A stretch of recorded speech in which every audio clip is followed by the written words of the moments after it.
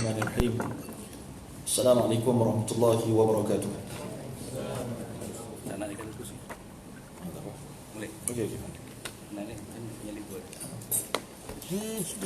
النبي الكريم والصحابة الكرام الفاتحة. بسم الله الشيطان الرجيم. بسم الله الرحمن الرحيم. الحمد لله رب العالمين الرحمن الرحيم مالك يوم الدين إياك نعبد وإياك نستعين اهدنا الصراط المستقيم صراط الذين أنعمت عليهم غير المغضوب عليهم ولا الضالين آمين.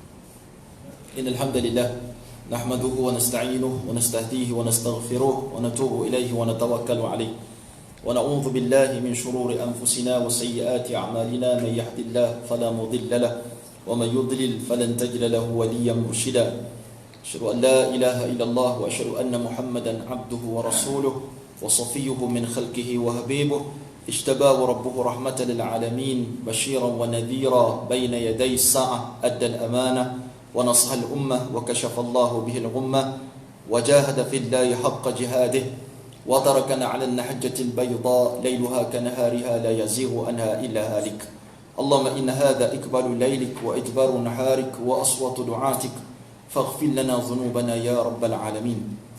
Yang saya hormati jawatan kuasa masjid, jawatan masjid main Jumaat kan, jawatan kuasa surau, muslimin muslimat, tuan imam, tuan bilal, tuan syiak yang dirahmati oleh Allah Subhanahu wa taala sekalian.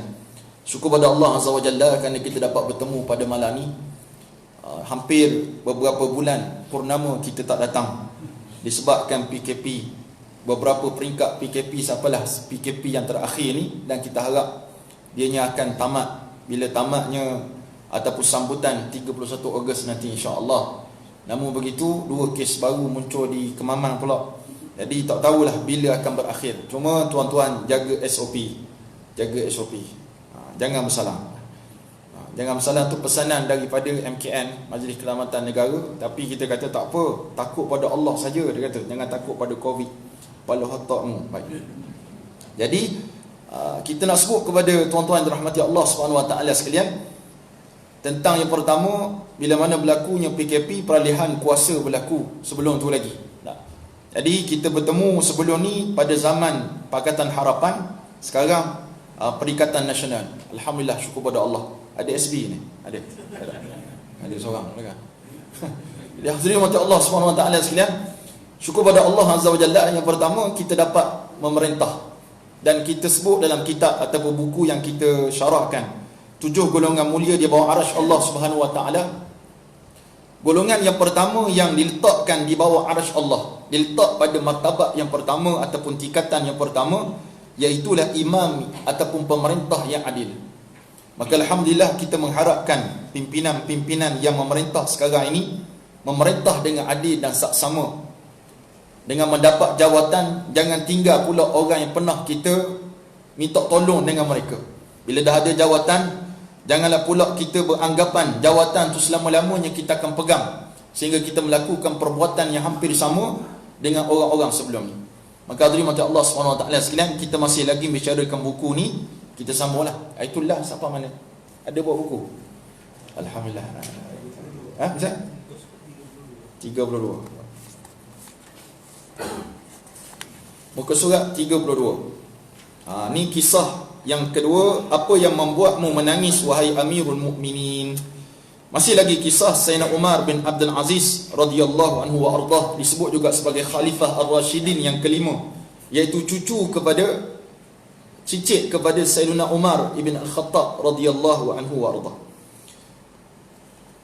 Diriwayatkan daripada Husham bin Mushad duduk bersama Amirul Mukminin Umar bin Abdul Aziz radhiyallahu anhu. Dia memerintah tak lama tuan-tuan. Sekejap aja. Orang baik ni merintah sekejap, lepas tu mati.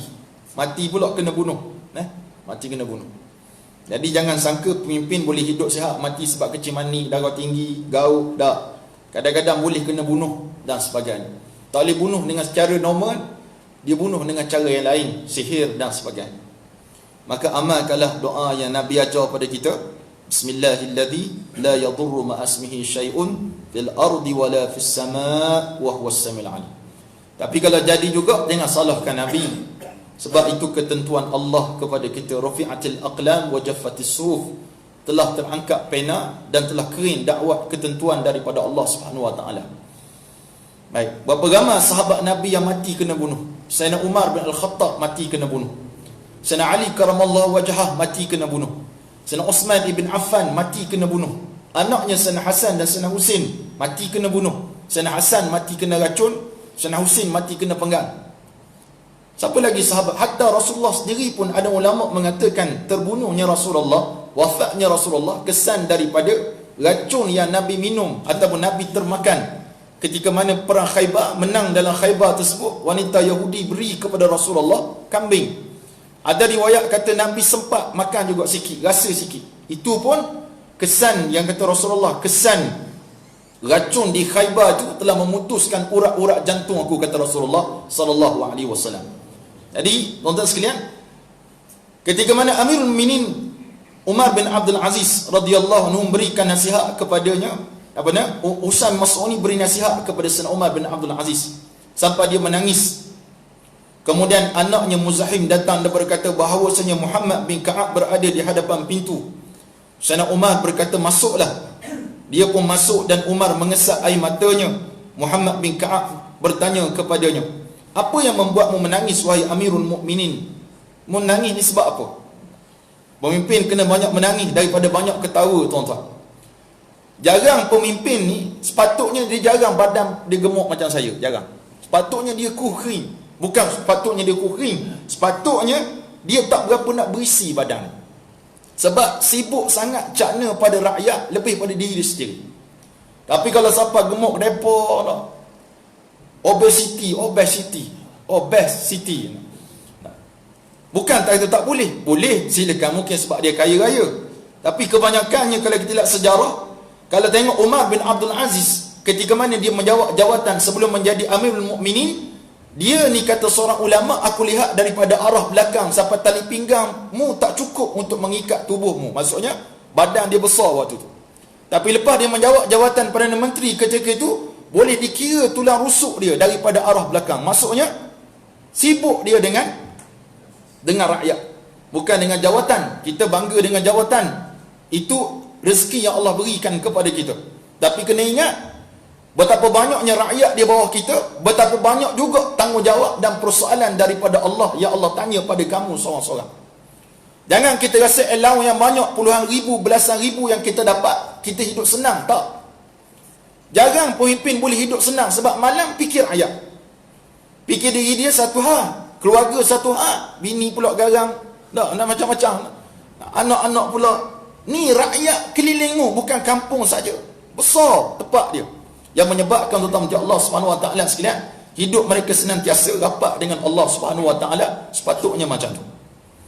Maka ditanyakan kepada Sayyidina Umar, apa sebab kamu menangis? Maka dia menjawab, aku menangis kerana begini-begini. Adalah sebab dia menangis. Dan Muhammad bin Ka'ab berkata kepada Sayyidina Umar, wahai Amirul Mukminin, sesungguhnya dunia seperti salah satu daripada keramaian di pasar. Manusia keluar dengan apa yang membahayakan mereka atau dengan apa yang berikan manfaat kepada mereka. Mereka berapa banyak hari memperdaya mereka seperti yang kita rasakan ini sampai ajal menemui mereka. Kita pergi ke pasar, syok sangat di pasar, macam-macam dia. Nak dekat raya, macam-macam dia. Dan kadang-kadang kita bawa balik benda yang kita nak, ada juga kita bawa balik benda yang kita tak nak, pun ada juga. Sampai sana kita mengubah, mengeji dan sebagainya, mengutuk orang sana, orang sini, jualan sana, jualan sini. Maka hadirin mati Allah Subhanahu Wa Taala kata Muhammad bin Ka'ab ni dipesan kepada Sayyidina Umar bin Abdul Aziz. Sayyidina Umar bin Abdul Aziz ni, tuan-tuan, dia layak mengeluarkan fatwa. Dia bukan sekadar seorang pemimpin agung, dia juga seorang ulama yang cukup hebat. Dan dia berdamping dengan para ulama. Dan ulama yang berdamping dengan dia ni bukan ulama kipas wal aircon, bukan. Tahu tak kipas wal aircon? Main kipas je, betul tak betul kipas, tak apa, beres bawah. Last sekali habis, terjun dengan dia, musnah. Pemimpin tu musnah, penasihat 20% musnah habis. Ni banyak. Bukan di Malaysia, di Papua New Guinea. Sebut keadaan kita kena perhati, nasihat betul. Bukan nasihat sebab sesuatu yang kita tak berani nak tegur dia, akhirnya dia rosak. Kenapa Fir'aun laknatullah jadi jahannam macam tu? Rosak dia. Sebab dia ada Perdana Menteri namanya Haman. Haman ni bapak jahatnya. Kalau Fir'aun tak cakap, dia akan cakap. Dia akan cakap, Fir'aun cakap. Sedangkan dia yang cakap. Dan dialah yang mengasak kepada Fir'aun agar bermusuh dengan Nabi Musa. Fir'aun memang jahat dah. Ditambah dengan pembantu dia jahat juga. Dua-dua jahat. Double jahat dia. Maka dua-dua celaka, tuan-tuan macam Allah Subhanahu Wa Taala. Fir'aun pun celaka, maka Haman pun sama, dan wazir dia, wuzara, menteri-menteri dia, semuanya ikut follow kepada Fir'aun kecuali beberapa orang yang beriman kepada Nabi Allah Musa alaihissalam. Jadi perhatikan siapa yang menjadi kawan rapat kita. Yang benar-benar nasihat kita dengan sebab kita nak nasihat betul ataupun nak merosakkan kita. Ni jaga betul-betul nasihat. Baik. Senang, bukan senang nak menang, tapi bukan senang juga, bukan susah nak jatuh. Bukan senang nak menang, bukan susah nak jatuh. Jaga-jaga yang tu, tuan-tuan macam Allah Subhanahu Wa Taala. Pangkat boleh menyebabkan orang lupa kepada sesuatu benda. Walaupun dia seorang ustaz, walaupun dia seorang ulama, kalau sebut harta benda, hancur berkecah, tuan-tuan macam Allah Subhanahu Wa Taala. Dan mereka tidak melakukan persiapan kerana mereka mencintai akhirat, dan tidak membuat perisai ketika mana mereka membenci akhirat, dan membahagi-bahagikan apa yang mereka himpun kepada orang yang tidak menghormati mereka. Ini nasihat daripada Muhammad bin Ka'ab kepada Sayyidina Umar bin Abdul Aziz radhiyallahu anhu. Maka bertakwalah kepada Allah wahai Amirul Mukminin. Tengok dikabur kat siapa ni, tuan-tuan? Dikabur kepada orang yang bertakwa, paling bertakwa ketika itu, Sayyidina Umar bin Abdul Aziz. Tapi ulama pesan juga, takwalah kamu kepada Allah, dan jadikan dalam hatimu dua perkara. Lihatlah apa yang kamu inginkan bersamamu ketika engkau menyerahkan kepada Tuhanmu yang maha mulia dan maha agung. Maka serahkanlah dengan kedua belah tanganmu. Dan lihatlah apa yang kamu benci bersamamu ketika engkau menyerahkan kepada Tuhanmu. Maka carilah yang dapat menggantikannya, yang mana di sana masih ada pengganti. Mu nak bawa apa bertemu dengan Allah satu masa nanti? Wahai Perdana Menteri Amirul Mukminin Umar bin Abdul Aziz, itu pesanan seorang ulama kepada seorang amir ataupun pemerintah ketika itu. Dan dia tak marah. Bila nasihat betul, dia tak marah. Ini yang perlu ada pada ciri-ciri pemimpin yang sejati. Maka bertakwalah kepada Allah wahai Amirul Mukminin, dan bukalah seluruh pintu dan menangkanlah orang yang teraniaya, dan tolaklah segala kezaliman. Ini sifat seorang pemimpin. Ingat betul-betul. Siapa-siapa yang bercadang nak jadi pemimpin, ingat betul-betul. Terdapat tiga hal yang dapat menyempurnakan iman kepada Allah yang maha mulia, yang maha agung. Apabila ia reda, ia tidak pernah reda berbuat sesuatu yang batil dilarang oleh Allah. Allah tidak akan reda kalau kita melakukan maksiat kepada Allah Subhanahu Wa Taala. Allah tak pernah reda.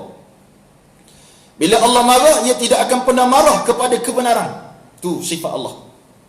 Dan bila ia mampu, ia tidak akan pernah mendapatkan apa yang bukan haknya. Ini sifat yang perlu ada pada kita semua. Moga-moga kita terdorong untuk melakukan kebaikan, insya-Allah, untuk persiapan di masa hadapan. Maka di manakah sikap yang sedemikian yang perlu ada pada setiap yang mengaku pemimpin? Ni tulisan tuan kitab ni lah. Mana sikap yang demikian yang ada pada orang yang mengaku sebagai pemimpin? Kalau jaga rakyat, ada rakyat yang susah.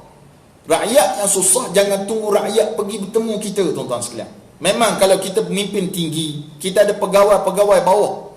Pegawai ni lah yang bertanggungjawab mengira, siapa susah. Nak agak pemimpin ni, bincang ni panjang sangat, luas kawasan dan sebagainya.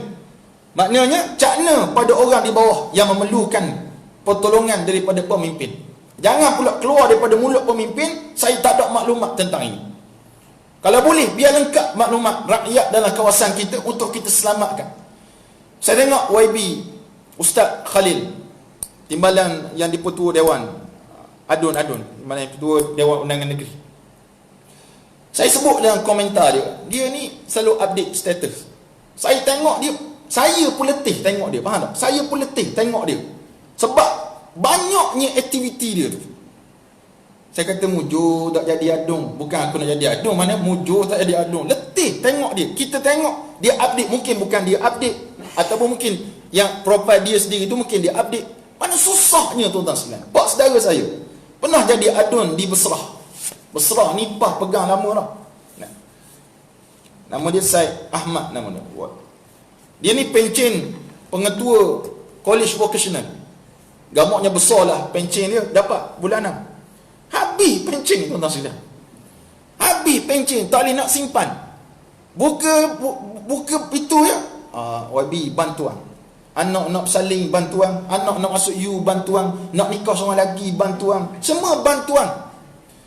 Tak, semua bantuan. Betul lah kata Andy Lala tu. YB, lagu YB. Dengar betul tu. Betul, letih. Daripada bangun tidur sampai balik, tidur balik. Tu semuanya rakyat belaka. Baru nak kata jadi YB. Jangan senang tuan jadi YB, duk cokohlah rumah kah kejun. Tak. Dia akan bergerak.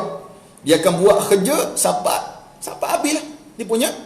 Dia punya tanggungjawab yang diberikan. Tidur pun kadang-kadang orang ketuk lagi pintu rumah nak bantuan. Dan kita kena buat, tak boleh marah. Tak boleh pula kita marah, saya nak tidur, tak boleh. Berlakukan saya pernah cerita pada tuan-tuan pada zaman Sayyidina Umar. Tok nenda kepada Sayyidina Umar bin Abdul Aziz radhiyallahu anhu ni, bagaimana dia melantik seorang wazir, menteri, melantik seorang gubernur di suatu tempat di bumi Syam, ada satu daerah, jadi gubernur dekat situ. Bayangkan siapa tahap tuan-tuan Allah Subhanahu Wa Taala, gubernur yang Sayyidina Umar lantik, dialah orang yang paling miskin dalam kawasan tersebut. Jarang kita dengar pemimpin miskin, jarang. Biasanya senang. Bukan tak boleh senang, silakan senang. Tapi nak sebut kisah Sayyidina Umar bin Al-Khattab ini, bagaimana pemimpin yang dilantik masuk dalam senarai nama orang yang layak terima zakat. Maknanya dia asnaf, fuqara dan masakin. Orang miskin, orang fakir. Sampai tara tu tuan-tuan Allah Subhanahu Wa Taala, kehebatan para sahabat Nabi Muhammad sallallahu alaihi wasallam. Ni nak katanya sungguhnya jangan sungguh sangatlah nak. Tu sebab kalau dilantik itu rezeki. Tapi ingat, bukan setakat rezeki, itu taklifah yang cukup besar yang Allah akan tanya. Tanggung di dunia, jawab di akhirat. Senang. Saya nak khalifah, seorang khalifah yang mulia, Harun Ar-Rashid radhiyallahu rahimahullahu taala. Khalifah Harun Ar-Rashid ni pernah dimomokkan oleh orientalis barat, khalifah yang suka berfoya-foya, suka bina istana besar-besar.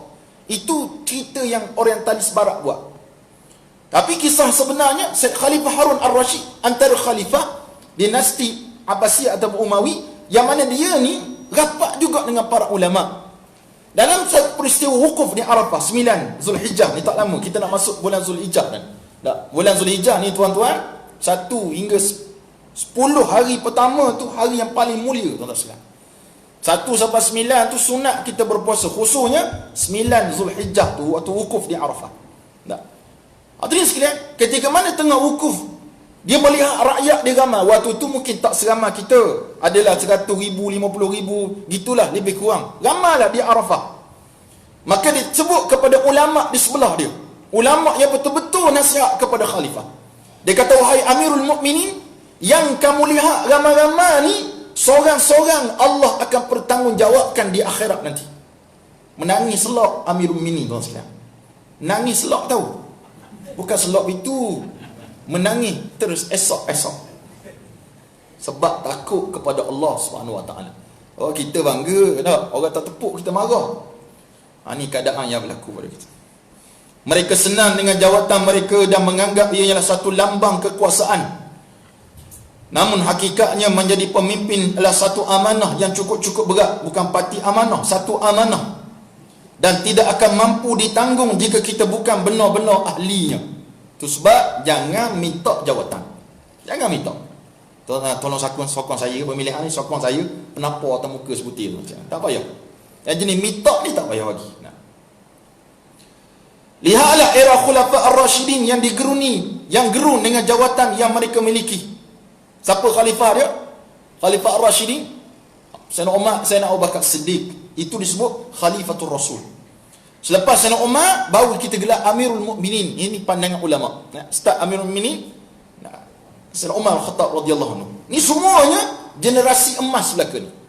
Nak sebut tentang sifat Sayyidina Abu Bakar, sifat Sayyidina Umar, sifat Sayyidina Uthman, sifat Sayyidina Ali karamallahu wajhah, hebat kemah keming belaka.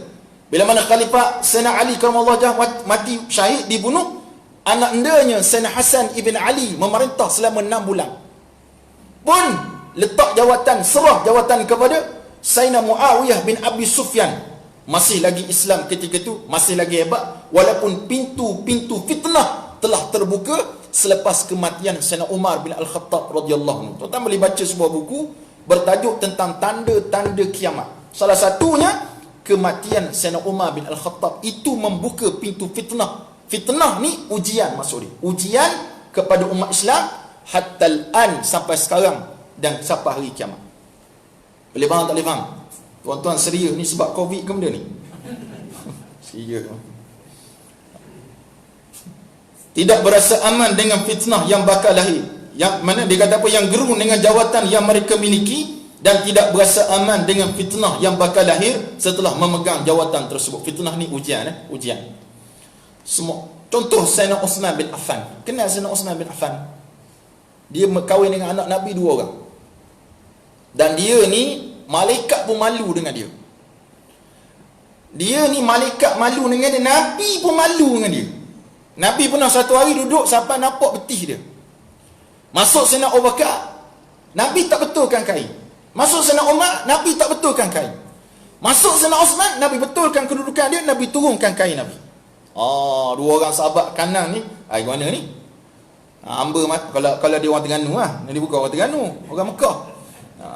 Dia kata, Ana masuk apa Rasulullah, relax je. Abu Bakar, Umar masuk, relax. Kenapa Sayyidina Osman masuk? Betul kain? Duduk kedudukan tu betul? Sebab dia kata, aku malu dengan orang yang malaikat malu dengan dia. Dan dia seorang bisnes, seorang businessman, yang mana Nabi SAW bila mana sampai di kota Madinah Al-Munawwarah, orang Yahudi buat apa? Buat program. Dia jual air. Dia jual air, sepatutnya tak boleh jual, tuan-tuan sekalian. Air sepatutnya tak boleh jual. Tak boleh jual air. Di Mesir tak jual air, free air. Tapi nak jual ikut murah tak. Nabi kata asalnya gitu. Jadi tuan-tuan sekalian, orang Yahudi ni dibuat macam mana? Nak setimba bayar 1 dirham. Setimba 1 dirham. Menyusahkan rakyat umat Islam yang susah. Orang Yahudi kaya raya. Kaya bisnesnya, kebunnya, gedung perniagaannya. Dan salah satu bisnes dia jual air telaga. Maka Nabi tawarkan kepada para sahabat, siapa nak beli telaga ni? Siapa nak beli telaga ni, Allah akan gantikan telaga itu sampai di syurga nanti. Maka yang angkat tangan nak beli, siapa dia? Sayyidina Osman bin Affan radhiyallahu anhu wa ardah. Dia beli. Siapa dia? Menantu Rasulullah. Siapa dia ni? Malaikat malu dengan dia. Siapa dia ni? Baca Quran sekali sehari khatam, tuan-tuan sekalian. Khatam, kata ulama, semayang witir je dia khatam Al-Quran. Kita semayang witir tak lepas dengan kul huwallahu ahad. Tak apa lah. Mujur witir. Ni pas cerah lepas tarawih. PKP tak mayang witir dah. Wali dah. Wali. Minta bukan orang sini. Batu 5. Keadaan. Ketika tuan-tuan macam Allah SWT, tuan-tuan tahu dah apa fitnah yang berlaku kepada Sayyidina Osman. Dituduh memilih kroni dalam perjawatan. Nampak? Dituduh memilih kroni dalam perjawatan kerajaan ketika itu. Sedangkan dia ni sahabat dia yang hebat. Kalau lalu kat kubur confirm menangis. Kita lalu kubur confirm ayatul kursi kita baca. Takut ke kubur. Padahal nak masuk juga kubur. Faham tak faham ni? Nak sebut tuan sekalian, pun baik macam tu pun fitnah kena pada dia. Mujur zaman tu Twitter tak ada, Facebook tak ada, Instagram tak ada, blog tak ada, web tak ada, Malaysia Kini penipu tak ada, Sarawak Report tak ada. Kalau ada benda-benda macam ni, parah jadi macam kita lah sekarang. Benda tak buat, jadi buat. Benda buat, memang buat sungguh. Tak buat pun jadi buat. Rupa kita boleh diubah. Ni fitnah yang sedang berlaku. Akhir sekali dibunuh Sayyidina Osman bin Affan radhiyallahu anhu, dibunuh waktu dia tengah baca Quran. Sama seperti mana Asy-Syahid Dr. Said Ramadan Al-Buti rahimahullahu ta'ala dibunuh sedang mengajar tafsir Al-Quran. Meletup. Tak cakap meletup lagi, mari pula tembak jarak dekat, tembak, mati. Asy-Syahid Dr. Said Ramadan Al-Buti rahimahullahu ta'ala. Ni orang baik pun kena bunuh, apatah lagi orang tak baik. Ni keadaan. Dan tuan-tuan kena ingat, zaman kita ni zaman semakin kuat berleluasanya kemaksiatan. Tu sebab saya sebut dalam Facebook saya sebut dalam Instagram saya, tolonglah wahai pemerintah, Yang kita dah ada kuasa sekarang ni, tolong pantau betul-betul keadaan media sosial yang ada sekarang. Teruk yang amat sangat. Mungkin tuan-tuan tak ada media sosial, tak payah buka lah tuan-tuan, sakit hati. Dah buka kena tahu, dah tahu pula maksiat kadang-kadang. Orang boleh mendedahkan aurat dia, melakukan maksiat live depan TV, depan handset atau depan kaca telefon ni, makhluk halus ni. Nah, keadaan yang berlaku tentang macam Allah. Baru ni kita tegur seorang pondan, poknya Sajak, Muhammad Sajak ni tuan-tuan, saya dapat maklumat daripada pegawai kanan JAKIM. Ketika mana JAKIM panggil dia kali pertama, JAKIM panggil dia untuk mengesahkan jantina dia oleh pakar yang latihkan JAKIM, dia tak mari. Maka kata pegawai tersebut, kekallah nama dia Muhammad Sajak, kekal. Maknanya dia jantan, bukan betina. Dia jantan. Bau ni pakai bikini bottom, joget tuan-tuan, nak buktikan dia tu perempuan. Allah, teruknya tuan-tuan, teruk. Kita kecam perbuatan makhluk ni, kita kecam, kita kata perbuatanmu ni menggalak orang melakukan maksiat. Kalau zaman Pakatan Harapan, hamba boleh kira lagi tuan-tuan sekalian, saya boleh rasa bersabar lagi. Sebab benda tu dipimpin oleh orang berfikiran sekular. Tapi sekarang tak boleh sabar tuan-tuan, macam Allah SWT. Bukan setakat kena ambil tindakan keras dengan dia, takzir kalau boleh, takzir pada dia. Ingatan kepada poknya, bapuk-bapuk yang lain. Jangan main-main dengan aturan Allah SWT. Tak cukup dengan pandangan Sajak yang sesak ni, keluar pula Safi'i Salih, minta maaf, Safi'i Ilyas. Safi'i Salih main bola tuan-tuan. Safi'i Ilyas mendedahkan dia menghabiskan 1 hingga 2 juta duit ringgit. Bukan 1 ke 2 juta rupiah, makcik, 1 ke 2 juta ringgit untuk membedah tubuh dia. Tinggal 30% lagi lelaki, 70% betina dah. Hebat tuan-tuan. Dia pernah baru ni U-turn, taubat sekali. Bila taubat sekali, kita pun panggil jemput terus, mari kuliah. Allah, tak cerdiknya. Mari kongsi sikit bagaimana pengalaman hijrah. Orang tu baru 3 hari hijrah tuan-tuan. Tak, 3 hari kita jemput dah. Oh Allah, tak boleh tuan. Masa PKP ni sekali lagi, lepas dia bertaubat, dia U-turn balik. Taubat ni urusan dia dengan Allah. Cuma nak bagi pedoman kepada tuan-tuan, jangan buat macam ni. Banyak sangat kita sangka baik kita sempat untuk bertaubat, tak betul. Kita sangka baik memang betul Allah Maha Pengampun, tapi sangka baik kita tuan-tuan sekalian sampai kita main-main dengan taubat, ni tak boleh. Waktu bisnes dia derok, dia bertaubat. Jadi lelaki pergi umrah, tak sama macam Sajak. Dia pergi umrah dengan pakaian lelaki. Alhamdulillah. Sajak puang terus, purdah, siap berjoget lagi, catwalk depan hotel dekat Madinah.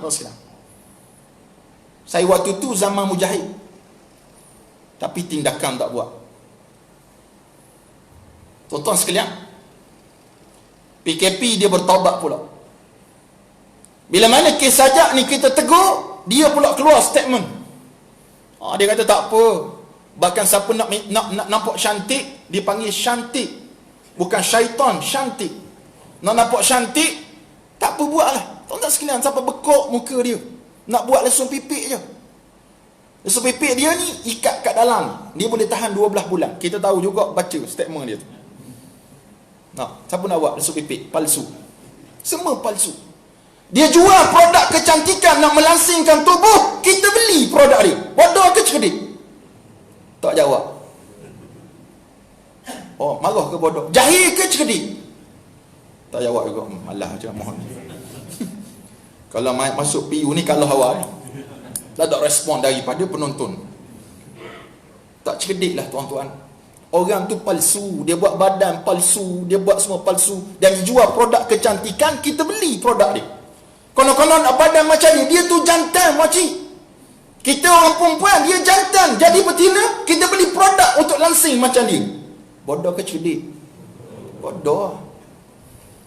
Bukan orang batu nang, batu 2 nak mati lah. Ni keadaan yang berlaku. Dia kata dia sanggup bertemu dengan siapa, PU ke, ustaz ke, ratu syurga ke, kita jemput dia mari ke Matah Baidi. Jemput dia. Maka orang pun buatlah liputan, piu saya jemput Sajak, jemput Sapi Ilyas, pergi mari ke Mataf Baidi. Last sekali dia keluar statement, tak dapat datang, tak nak datang, dia nak bertemu dengan orang yang mudah dia bercakap, iaitu Epic Liu. Habis tak apa. Bukan saya cemburu dak nak sebutnya. Mu dulu berdentun-dentang, dia kata kita ni menyalak dalam media sosial. Kita kata mari sini, takkan pesakit doktor pergi jumpa pesakit mai jumpa doktor. Nah, akhirnya tak mari. Tak apalah, kita nak sebut walaupun dia mari ke tak mari, perbuatan haram yang dia buat, dia telah melaksanakan sunnah yang buruk kepada masyarakat. Man sanna sunnatan sayyi'ah, siapa yang buat sunnah yang buruk, kata Allah, kata Nabi sallallahu alaihi wasallam, dia akan dapat dosa, dan dia akan dapat dosa daripada orang yang follow perbuatan ni. Tuan-tuan kena ingat benda ni dan maklumkan kepada semua. Tuan-tuan sekalian, saya sebut tadi tanggungjawab kerajaan. Dia ada kementerian MC, contoh multimedia dan sebagainya. Yang ni paling tekan sangat. Patut kita kena pegang benda-benda macam ni, media-media. Tuan-tuan tahu tak orang sanggup, dia ada satu namanya Bigo. Lepas ni boleh download nak tengok Bigo. Bigo ke Fingo? Bigo. Tengok. Bigo ni makcik, orang tak pakai baju terus, perempuan Melayu. Tak pakai baju. Tak usah tengok ke? Tak tengok orang khabar. Saya tak tengok lah. Tak pakai baju makcik. Maksudnya tak pakai apa ni? Dia dapat duit. Betapa rendahnya mutu suasana keadaan. Ni yang kata fitnah. Kata Nabi, badiru bil a'mal, segeralah buat amal, fitanan kakata'il layli muslim, fitnah, ujian akan datang seperti mana gelap malam menyeliputi ni. Yusbihur rajulu mu'mina wa yumsi kafira, waktu pagi dia beriman, waktu petang dia kafir. Wa yumsi mu'mina wa yusbihu kafira, waktu petang dia beriman, waktu subuh pula pagi kafir pula. Dia jual agama dia dengan harta benda dunia. Kita nasihat dalam bulan Ramadan, ada seorang namanya Farah Mendoza. Oh, kenal lah nama-nama makhluk ni. Dengan Bigo lah, TikTok Bigo ni. Kita tegur dia, tuan-tuan, macam Allah Subhanahu Wa Taala apa kata dia? Piu Said telah mengaibkan dia. Korok kering mu. Aib ni kalau maksiat membuat seorang-seorang, tiba-tiba saya dedah kat public, itu mengaibkan orang. Saya ulang sekali lagi ni sebab saya buat live ni. Aib ni satu benda yang orang tu buat seorang-seorang, dia seorang, tapi kita ternampak dia buat macam tu. Contoh, haji tu korek hidung, korek gata-gata dia telang. Dia pun update situ, teruk Tok Imam Batu Nang, dia kata. Dia buat. Sedangkan Tok Imam tu dia buat seorang biasa, dah jadi top pihak dia lah. Tak. Dia nampak orang buat maksiat seorang-seorang, kemudian dia post. Itu baru dipanggil mengaibkan. Sebab Nabi kata, man satara musliman, siapa yang menutup keaiban seorang muslim, Allah akan tutup aibnya di akhirat. Tidak termasuk dalam kes dia mengaibkan diri dia sendiri dan ditunjuk kepada khalayak, dan khalayak boleh tiru perbuatan dia, maka kita kena tegur secara khalayak publik, untuk publik kenal perbuatan ini haram. Tuan-tuan, macam Allah SWT. Tak, dia tak terima. Dia kata, saya tak terima nasihat publik macam ni. PM saya lah. PM ni private message. Tuan-tuan, kita private ke pirate ke benda, dia tak pandang, tak baca. Tapi bila mana kita tegur secara publik, dia jadi mecok. Dia jadi kena rencetan elektrik, baru dia faham, tuan-tuan, macam Allah Subhanahu Wa Taala perbuatan tu. Dan yang terkini semasa PKP juga, waktu Ramadan juga, seorang penjual produk, dia buat produk memutihkan tubuh, menguatkan tubuh dan sebagainya. Dia buat secara lucahnya macam mana, sampai tahap dia bersetubuh dengan suami dia, dirakam dan dilancar ke dalam Facebook. Ni orang Melayu, tuan-tuan, bukan orang India, bukan orang Cahaya Nur Alif, bukan orang asli, orang Melayu kita, Islam. Dia kata apa salah dia? Ni Facebook dia. Kita lancarkan juga, kena sekat. Facebook ni kalau bab lucah ni dia sekat sekejap aja, tapi kalau bab politik LGBT pas cerah dia sekat, tuan-tuan. Jahat juga Facebook ni. Instagram sama, saya pas cerah tak dapat nak buat live Instagram. Kutuklah LGBT, confirm tak dapat live. Tu jaga. Sama juga kalau Facebook nak berniaga, jangan letak harga. Orang kata PM lah, letaklah PM. Marah orang suruh PM. Rupanya tak boleh, tuan-tuan. Kecuali tuan-tuan buat fanpage, boleh letak harga kat situ. Tu berniaga lah. Kita nak sebut zaman Allah SWT keadaan yang berlaku pada zaman kita. Dan kita harap kepada pemimpin kita alertlah isu ni tuan-tuan. Tak siapa rakyat rasa resah dan gelisah. Mungkin tuan-tuan yang tak ada media sosial tak rasa apa. Jangan pula bercadang nak buka sebab nak tengok yang tu. Tapi nak sebutnya, kalau kita yang muda, saya tak apa nak muda dah. Anak-anak muda, sahabat-sahabat kita ni, adik-adik kita ni, dia masa depan lagi jauh. Kalau tahun 2020 macam ni dah tuan-tuan, bigonya sampai terlanjang pula tuan-tuan sekalian orang Islam Melayu. Tuan-tuan bayangkan anak saya sekarang ni Fatimah baru umur 3 tahun. Esok cukup 3 tahun umur dia. Bayangkan umur dia tahun 20, 40 macam mana. Waktu tu orang terbang Superman belaka dah. Tak? Keadaan macam mana tuan macam Allah. Tu kita fikir. Kita mungkin tak lama dah hidup, fikir pada anak cucu pula suasananya macam mana. Tu sebab kita harap sangat kepada orang yang punya kuasa, gunalah kuasa. Seperti mana perbualan Menteri Agama dengan Ustaz Azhar Idrus. Bila Menteri Agama tanya kepada Ustaz Azhar Idrus, apa yang akan dibuat kalau apa macam kurangnya tu, apa dibuat kalau jadi menteri? Dia kata guna kuasa. Guna kuasa betul. Nak guna kuasa untuk cegah kemungkaran. Masing-masing ada portfolio. Maka Allah akan persoalkan setiap portfolio yang kita ada tuan sekalian. Baiklah, semoga paparan golongan pertama ini boleh diambil iktibar oleh segenap lapisan pemimpin daripada yang teratas sekali sehinggalah di bawah dalam menyusuri kehidupan yang penuh dengan dugaan dan pancaroba ini. Yang golongan yang kedua, wasyabun nasya'a bi'ibadatillah, iaitu golongan kedua, pemuda yang terdidik dibesarkan dalam ibadah kebaktian kepada Allah Subhanahu wa taala. Apabila disebutkan zaman muda, akan terbayang dalam benak fikiran kita bahawa pada ketika itu kita merasakan dunia dan seisinya ini seolah Allah berada dalam wilayah yang boleh kita capai. Semua pernah muda ni, dan muda belaka lagi ni kalau berbanding umat Nabi Nuh AS. Yang muda belaka. Saya baru 38 dan kita pernah muda semangat. Pergi Mesir dulu umur 20-an. Mana tepat tak pergi belaka. Sihat. Ni 38 dah mula sakit-sakit dah.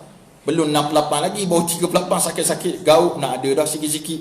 Dah sakit belakang dan sebagainya. Bayang zaman muda ni, zaman kita nak test belaka. Ni anak saya ada seorang sedang muda ni, umur 14. Suara dah berubah dah. Kalau tuan tengok ayam katik, kena ayam katik, ayam serama. Ayam serama sebelum jadi ayam besar dewasa, dia akan jadi ayam muda dulu. Dia kokok macam ni. Oh lah buruknya suara. Anak saya tu suara dia sampai segak sangat. Macam saling dah suara. Nak berubah suara jadi arah dah remaja. Dan remaja ni ataupun orang muda ni semuanya dia nak buat belaka.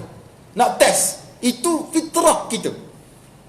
Dari start daripada kita lahir sampailah kita mati, fitrah dia ada belaka.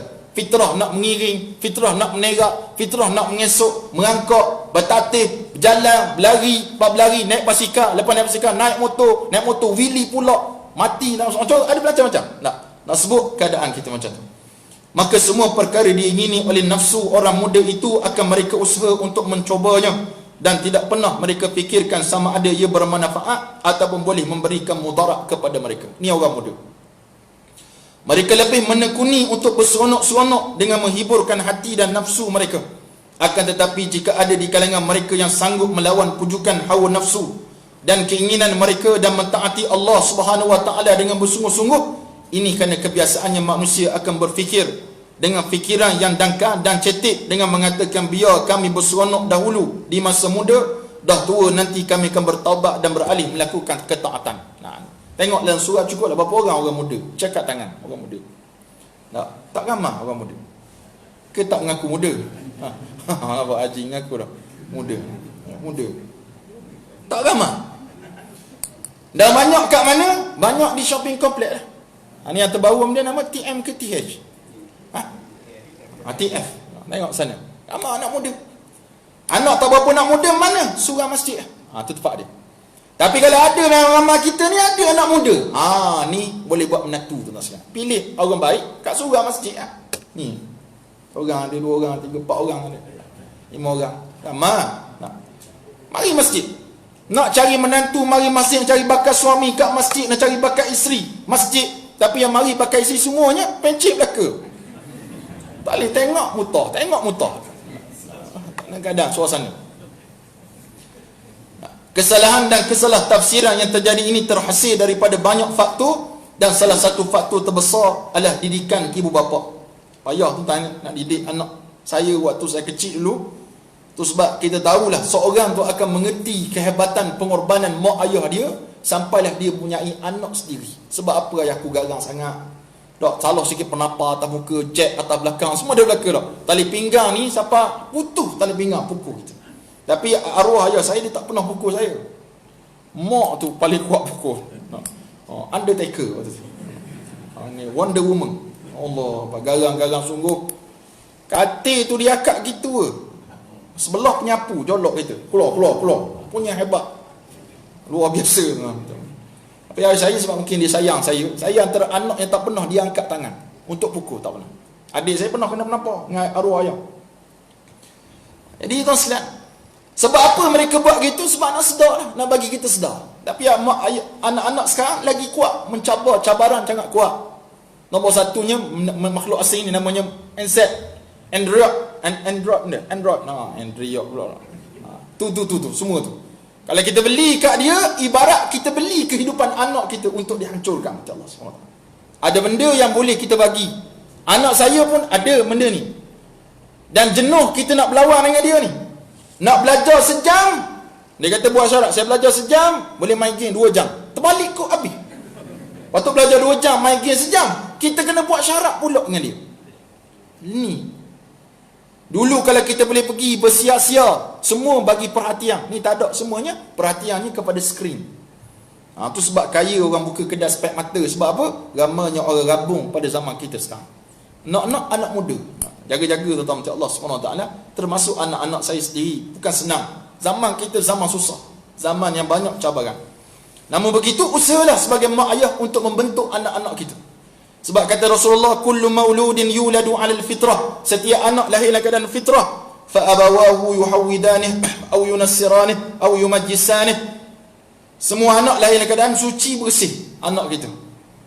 Tak. Maka mak bapak dia lah bagaimana nak bentuk anak, sama ada jadi Yahudi, jadi Nasrani atau Majusi. Bukan mana bertukar agama, tapi cara hidup mereka macam mana. Ni jaga-jaga tuan-tuan Allah SWT.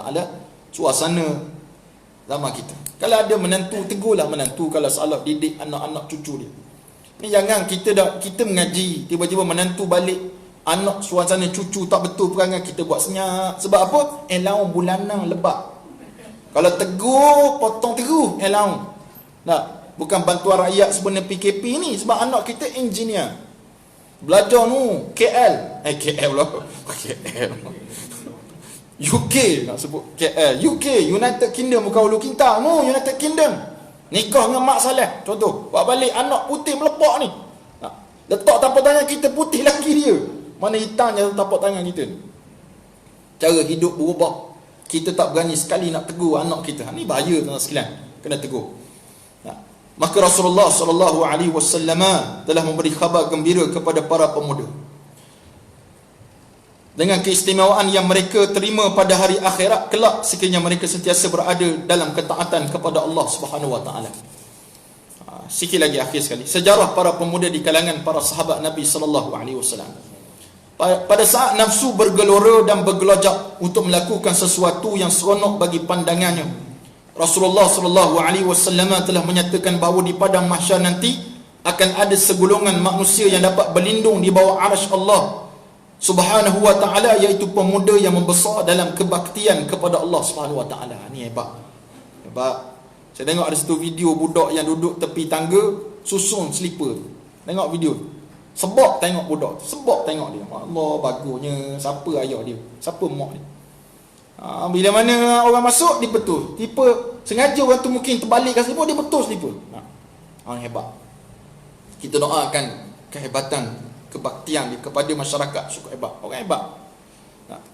Jika kita memandang kepada sejarah Islam, kita dapat melihat bagaimana Islam telah dikukuhkan dengan penyertaan para pemuda seperti Sayyidina Ali bin Abi Talib. Siapa tak kenal dia? Nanti kita cerita bulan depan. Kalau jemput lagi ganti ni, kita boleh cerita lah, sebab sini tak ada kuliah bulan 6. Mus'ab ibn Umair, Ammar bin Yasir, ni semuanya cerita sedap-sedap belaka ni. Tuan-tuan kalau banyak duit, daripada beli rokok tu, baik beli buku namanya ensiklopedia, betul sebutan saya. Ensiklopedia, Cyclopedia, gitulah sebutan dia. Hamba ni bahasa-bahasa barat ni payah sikit nak sebut. Buku dalam bahasa Arabnya Ashabur Rasul. Sahabat-sahabat Rasulullah, dia buat buku ni, kalau versi Arabnya tebal ni je. Versi Melayu terjemahan dua jilid, tebal tu. Satu jilid besar ni buku. Sahabat saya dapat satu buku dihadiahkan oleh TV Al-Hijrah dulu. Satu. Ada 2 jilid. Harga satu jilid RM80. Beli, baca. Jadi dikarang oleh Syekh Muhammad Al-Misri. Bagus baca buku ni. Dan tuan-tuan bacalah sejarah sahabat-sahabat Nabi yang hebat ni, dan khabarkan kepada anak cucu kita betapa hebatnya para pemuda pada zaman Nabi SAW. Muaz bin Afra, Muaz bin Amr bin Jamuh, Zaid bin Harisah, Usamah bin Zaid, Abdullah bin Abbas, Abdullah bin Zubair. Semua cerita mereka ni hebat belaka. Tuan-tuan nak jadi siapa? Nak jadi orang hebat macam Zaid bin Harisah. Zaid bin Harisah mati perang Mu'tah, mati sana, anak angkat Nabi SAW. Siapa tak kenal Ammar bin Yasir, anak kepada Sumayyah dan Yasir, dua-dua ni syuhada. Ammar bin Yasir seorang sahabat Nabi yang Nabi Muhammad SAW sangat sayang kepada Ammar bin Yasir. Siapa tak kenal lagi? Muaz bin Afra, Muaz bin Amr bin Jamuh. Ni semua hebat, yang bertanggungjawab dalam pembunuhan Dajjal umat Nabi Muhammad. Dajjal pula, Fir'aun umat Muhammad, iaitulah apa nama, Abu Lahab, Abu Jahal. Inilah dua pemuda yang menjatuhkan dia daripada kuda. Mari Sayyidina Abdullah bin Abbas pancung Abu Jahal laknatullah. Ni siapa dia? Muaz bin Amr bin Jamuh, Muaz bin Afra. Dua pemuda cukup hebat. Salah seorangnya pernah putus tangan waktu perang. Putus. Dan terkulai tangan dia ni. Dia pergi pijak tangan dia, tuan-tuan sekalian. Dia senjah, tahu senjah? Dia rentak. Putus tangan, pergi berjihad lagi. Bukan putus tangan, pergi balik ke kemah. Tak, pergi jihad lagi. Kita cabut kuku. Aduh, mede tu. Kau buat mau mede tak? Apa cabut kuku? Tapi bukan sakit juga cabut kuku ni. Saya pernah baca buku novel namanya Will di China. Di China ni orang-orang belah Tan, Kazakhstan, Turkmenistan macam yang nak Tanjung Butang semua tu. Orang kerajaan Cina ambil untuk membetulkan, dia nak reset balik otak orang Islam, nak jadi komunis. Tuan-tuan, salah satu siasat dia cabut kuku hidup-hidup. Kita kalau berjalan kuku banyak tersepak sejadah, terbuka sikit, Allah, minyak gamak terus kita cari. Dia cabut kuku hidup-hidup satu. Allah, tak, saya baca buku tuan-tuan, tak menitik air mata, tak sah. Cuma saya cari sampai sudah tak jumpa buku tu kat. Saya beli kat Mesir. Buat balik tak jumpa buku tu. Jadi kita akan jumpa ni cerita-cerita pada pertemuan yang akan datang dengan izin Allah Subhanahu Wa Taala, insya-Allah. Jadi tuan-tuan sekalian, minta maaf kalau saya terkasar bahasa, teremosi dalam kuliah kita pada malam ni. Moga-moga Allah Subhanahu Wa Taala